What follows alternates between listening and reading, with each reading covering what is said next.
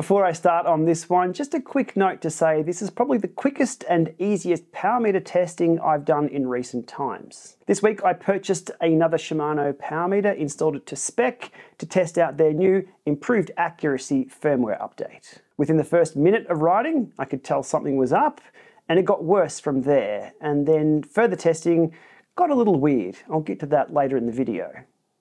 Now, power meters that fail the most basic of testing don't really take up too much of my time. They come off the bike pretty quickly. I can't use them to compare other power meters to, I can't train with them, and more importantly, you can't race with them either. The data is just no good. Now, it's at this point in time I'd highly recommend Shimano go back to the drawing board and start from scratch on their power meters. What they're currently doing isn't working, and it's not even meeting their own technical specifications of what they're selling. So welcome to the GPLama YouTube channel and to a journey into the world of Shimano power meters again. Now, last week Shimano released firmware version 4.2.0 for their latest model Dura-Ace and Ultegra power meters, the R9200P and the R8100P. What this does is pair the power meter to the group set to determine what position the front derailleur is in, and depending on its position, high or low, and where your chain is, it will adjust the power reported from the power meter accordingly. Now, Shimano claim by pairing the power meter with compatible Di2 rear derailleurs, they say rear derailleurs here, but that's where the brains of the system is. It's simply just the wireless component of the group set. By communicating the gear position information between the two components being the power meter and the front derailleur, the power value will be adjusted according to the inner and outer positions of the front gear, improving the measurement accuracy. Now, this is compatible with the Dura-Ace, Ultegra, and 105 12-speed wireless rear derailleurs. Now, there's a few things to unpack before we get into my testing. Firstly, it's an admission their power meters have been less than accurate prior to this update. Secondly, it's validation of the testing that I've done over the last 2 years of this model power meter. Firstly, back in 2021, my deep dive last year in 2022, and today, but we won't include that in the history lesson here.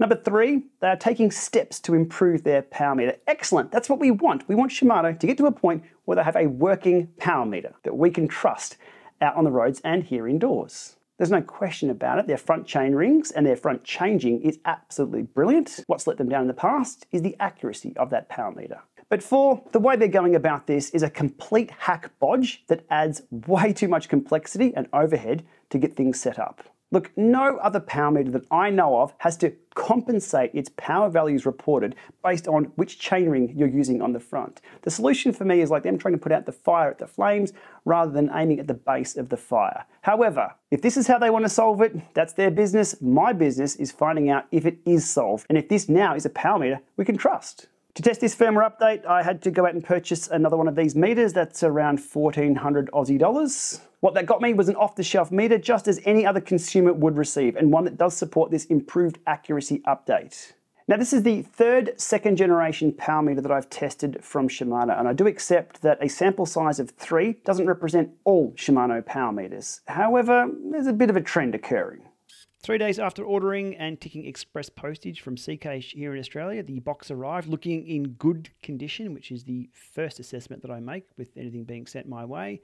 In the box, crankset, all the required hardware, including the magnets which are required for the frame, magnet measurement tool, non-drive side installation tool, and a charge cable, which is the same charge cable as the Shimano Di2 12-speed, which is handy to have a second one of those. On the scales, 790 grams with all the hardware required. That's the 172.5, 5236. Magnet goes on. Actually had the measurement mark still on there from last year. Drive side goes on very easily. No adjustments required, as that's the same size chain rings and everything I was replacing. Torque down on the non-drive side with Shimano's own torque wrench to make sure everything was to spec, and to leave no problem stone unturned, the unit shipped with very, very little charge in the battery, so I couldn't install any of the updates. So after a few hours on the charge, it was finally good to go.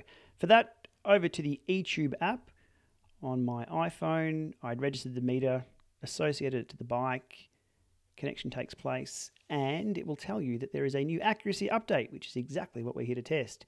It'll take you through the process. Your rear derailleur has to be on the right firmware version. Your ANT communication has to be enabled from the rear derailleur, and it will then take you through the installation of 4.2.0 and all that process. So that takes a few good minutes.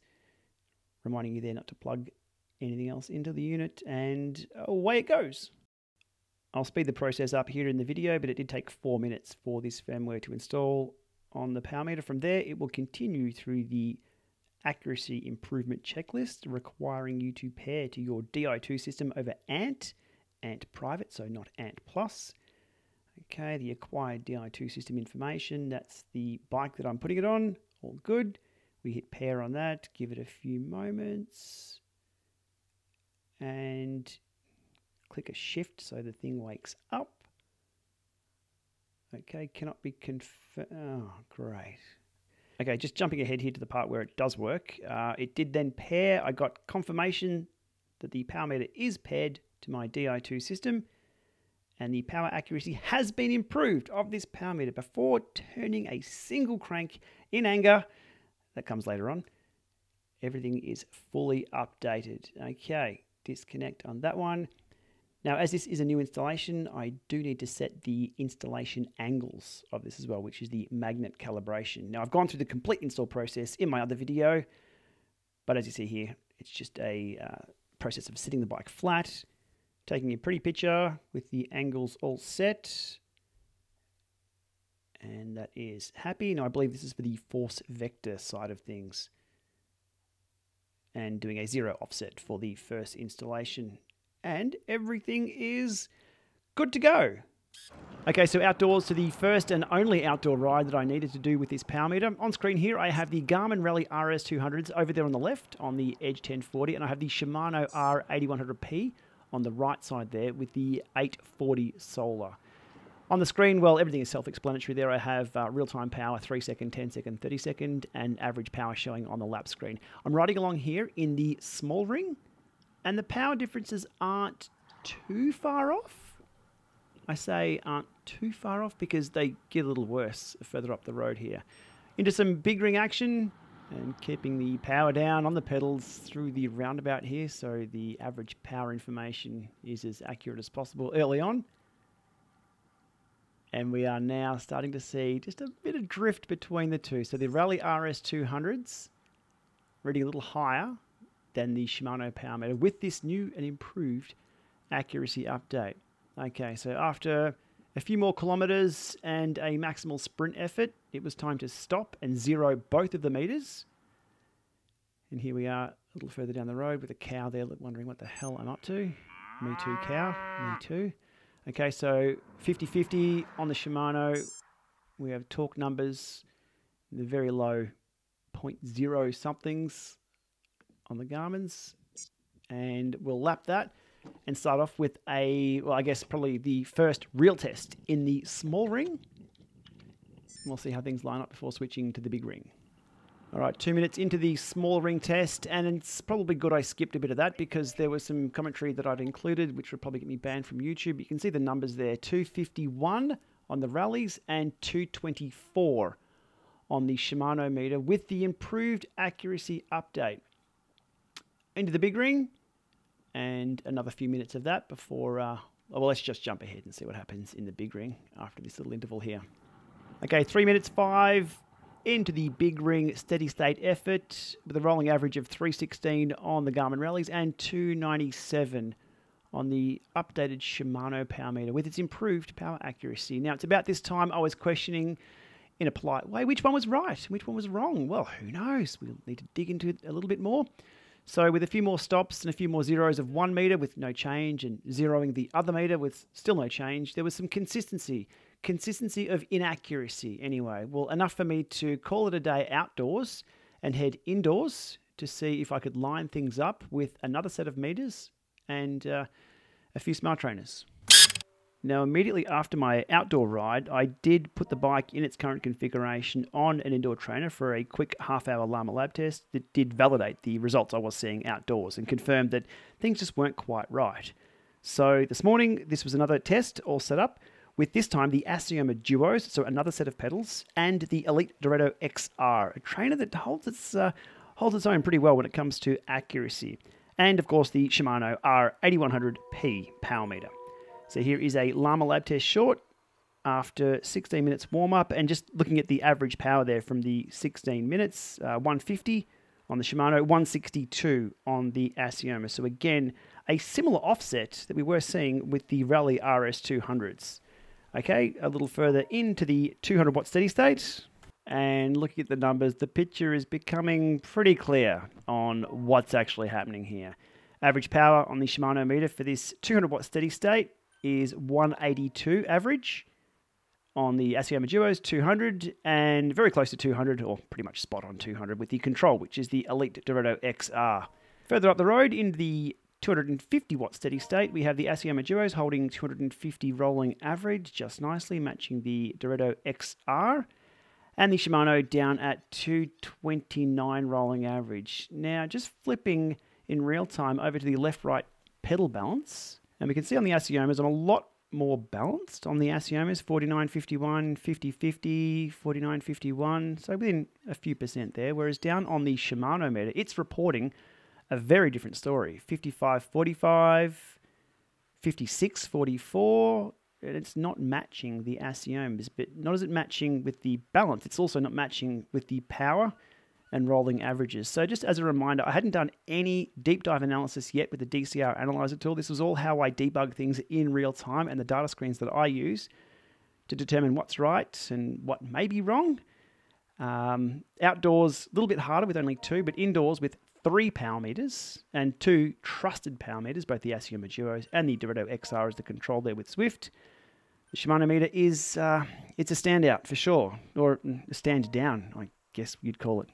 Flipping back to the averages for this interval session, we have 250 on the Asioma Duos, matching the control of the Dura-Ace XR at around 250 as well. And we have the Shimano meter reporting at 229 for the 4 minutes rolling there. It's about this point in time, I do not need to continue any further testing. That's pretty much confirmation that something's up with the Shimano meter, given it doesn't agree with the Rally RS200s, the Asioma Duos, the other trainer that I cannot speak of, and the Dura-Ace XR. All 4 things, well, 3 things at least, we can trust and I have relied on in the past. But there was one more test I wanted to try. Given this power meter changes its values based on the position of the front derailleur, how could I really test if that was working or not? I had another trick up my sleeve for that test. Now, that trick being to remove my front derailleur, but still have it hooked up to the system to trick the power meter in thinking it was either in the big ring or the small ring to observe any changes in the power reporting when nothing physically changed. So, yeah, as I said early on, things got a bit weird. Okay, so here on screen, I have the gearing shown from the Di2 system, or what gear it thinks it's in. I'm physically in the small ring for the first section here. We have the Asioma Duos, again matching the Dura-Ace XR. Rolling 30 seconds is what to keep an eye on. It's all very consistent there. And the Shimano reading low. So just validation of, again, the data that we have seen. Now at 2 minutes 20 into this 5 minute interval, I changed the front derailleur into the big ring position, but because there's no front derailleur on the bike, nothing physically changes.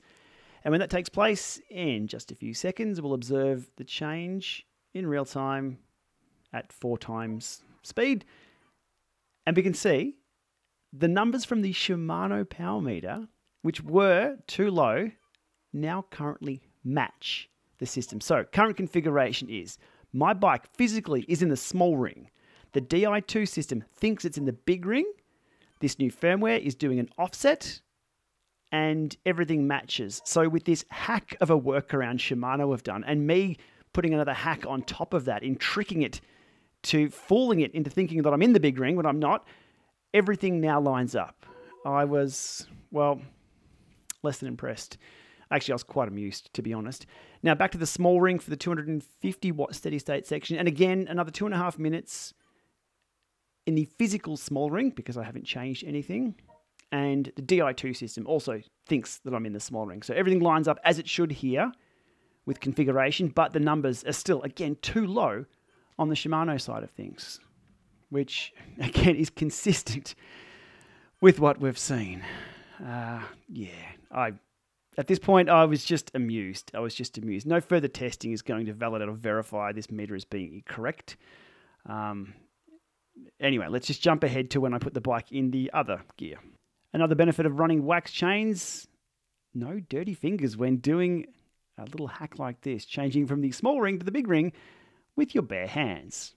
Okay, now with the bike physically in the large gear, we'll run exactly the same tests in erg mode and trick the power meter to see what lines up. All right, bike is now physically in the big ring and, well, configuration-wise, it thinks it's in the little ring. Do things line up? No, they don't for the first 2.5 minutes of this 5 minutes. So I'm in a mismatched configuration, so physically big ring, in the little ring configuration-wise, and the numbers are still out. That's nearly 20 watts out, whereas the Shimano Duos and the Dura-Ace line up. So we expect this to fail. However, going to the big ring virtually, as I have shifted just now, and the big ring physically, you'd think the numbers would line up, but they don't. Now, it's at about this point in the video where I'll remind you to like, subscribe, and do all that, but in addition to that, I'll also offer my apologies for anybody suffering through my geekiness of trying to get to the bottom of what's actually going on. I will jump over to the DCR analyzer in just a few moments, and we can actually calculate the offset that Shimano are applying by comparing the numbers it's reporting with that virtual change with no physical change. Really cool stuff. But it's about here. I kind of gave up testing stuff indoors. It wasn't right. It's not good. All right, as I said, let's jump over and have a look at the DCR analyzer data. Okay, here we are on the DCR Analyzer tool to do a quick skip through the 3 data sets from the rides you've just seen in the video. Starting off with the Rally RS200s versus the Shimano Power Meter outdoors. Early on, things were looking okay, not quite right though, until I stopped and did the 0 offset with my cow friend watching on. Then it was into a steady state ride, small ring through here, into the big ring, and I don't even need to comment on that. You're seeing exactly what we were seeing there. Outside on the head units, 254 average, 235, things were not quite right. Scrolling down to the left-right of that to determine if there's any issues there. Left power on the Garmin Rallies, 227. Left power on the Shimano meter, 224.2. Not too bad, really, not too bad. Right power on the Rallies, 225. Right power on the Shimano wasn't even in the same universe. It was 110, down on that. So right side, again, being troublesome on that. From there on in, as you've seen in the video, I stopped, zeroed 1 meter, continued on, stopped, zeroed the other meter, continued on, no change at all. The consistency from there onwards was good, but it was bad consistency. It was just bad data. Rolling in, Avenue of Honour here in Ballarat, nice flat straight road, fairly steady state, 244, 228, not acceptable. Scrolling down to the left-right of that, 120 versus 119.6, so the left meters, not too bad. 122, which is what I'd expect, given my left-right balance is pretty good. 109, I don't expect that. That's where the issue lies with this meter that I have on the bike. Right, that's outside done. Data set number 2, standard Lama lab test, but I kept it short because, well, it tells the story on the screen there. Looking closer here at the steady state, the Elite Dura-Ace XR, 224 watts, Shimano Duos, 225 watts. I'd call that acceptable. The Shimano 206 for the steady state. Dropping down, left, right, 93 on the left. What's going on? That's where the issue lies. No need to even dig into the sprints or any overs and unders. It's just so far out that it's going to save a lot of time messing about doing any further testing. On to the interesting test though, where I was doing the virtual front shifts and where things got weird, but it gave us some insight into exactly what this fix is doing or attempting to do. I will pull up the test here and I'll explain on screen what we're seeing. So we have a 5-minute interval, a 5-minute interval, and another 5-minute interval and 5-minute interval, both split in half by 2 minutes 30, where for the first block, I was physically in the small ring, and for the second block, I was physically in the large ring. The difference being that I was actually changing the front derailleur, which was in my bottle cage at the time. And something very, very interesting happened. You can see there are 2 sections where the power meter was matching the others. Now, I'm not going to call it accurate, and I'll get roasted in the comments if I call anything accurate, but it matched the other power meters, as you'd expect. But the configuration was, it was in the wrong chain ring to what the Di2 system thought it was in.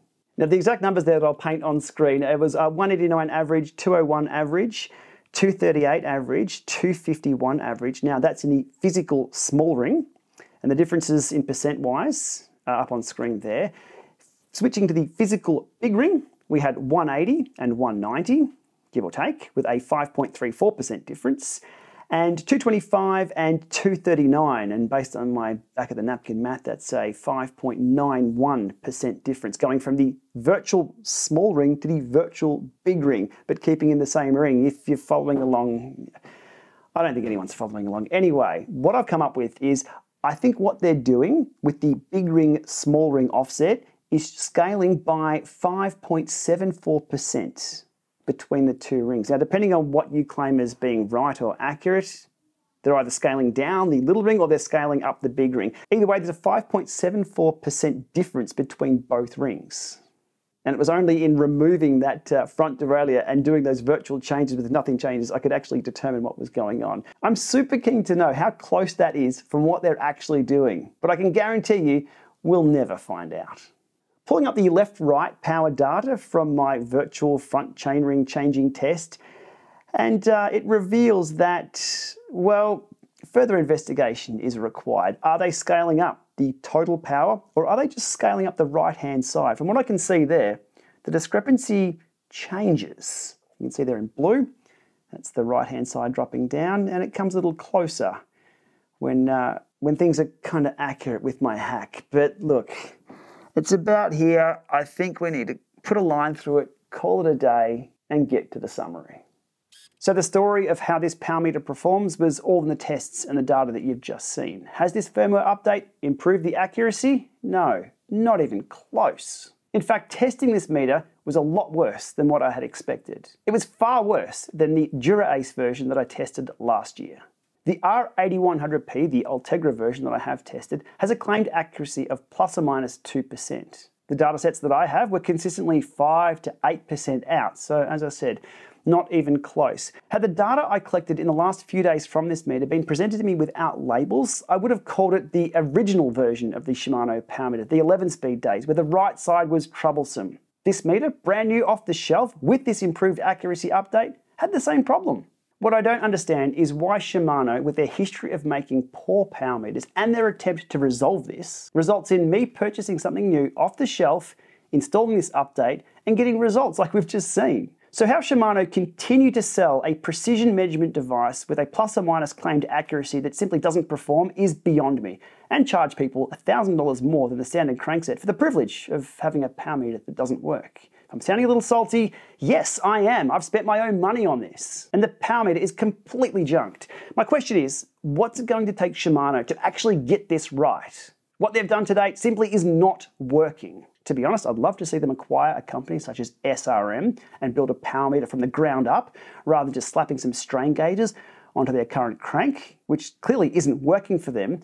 Having said that though, it's working for Stages. Stages have actually solved this problem on these exact same cranks. Why can't Shimano do it? It is totally beyond me. Anyhow, we'll leave it at that for today. I'm off to install my front derailleur again, something I should never have had to take off in the first place. Anyhow, it was an interesting test. Happy Friday, everyone.